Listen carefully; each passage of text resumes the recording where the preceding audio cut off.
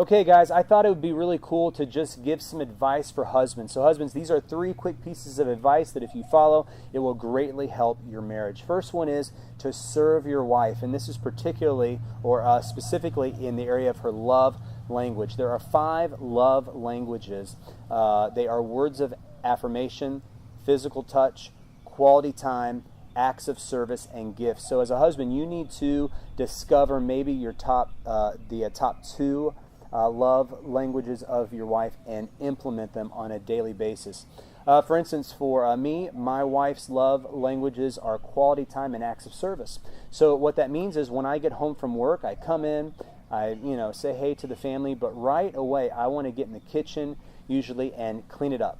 Okay, come in, she's been cooking, she's been serving all day. I come in, I spend 20 minutes, I get the kitchen clean, and then once the kids are in bed, we spend time together. And guess what? That really makes her feel valued and loved, really sets the marriage up for success.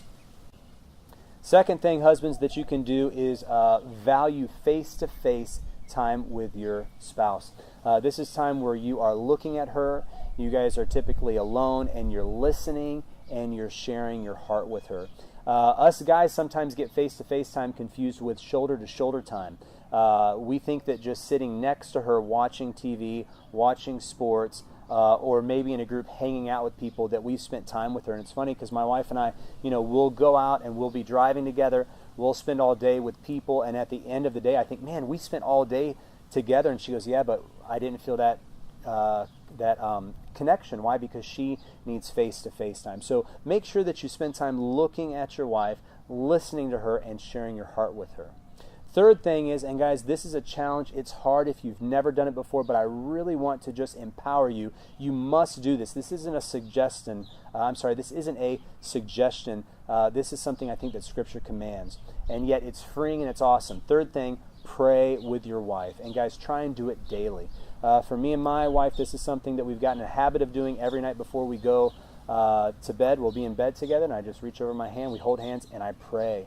And guys, not only does it bless her, because as I pray, I thank God for my wife, but it makes her look to me as a leader. It makes her feel spiritually protected.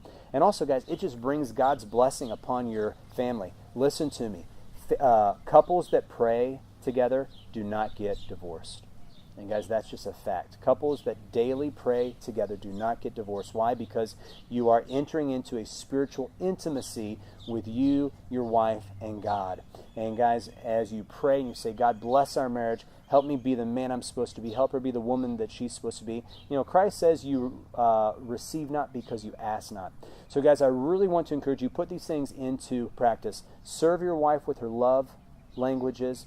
Spend face-to-face time with her, listening and sharing your heart, and lastly, pray together with her daily, and it will greatly increase your marriage.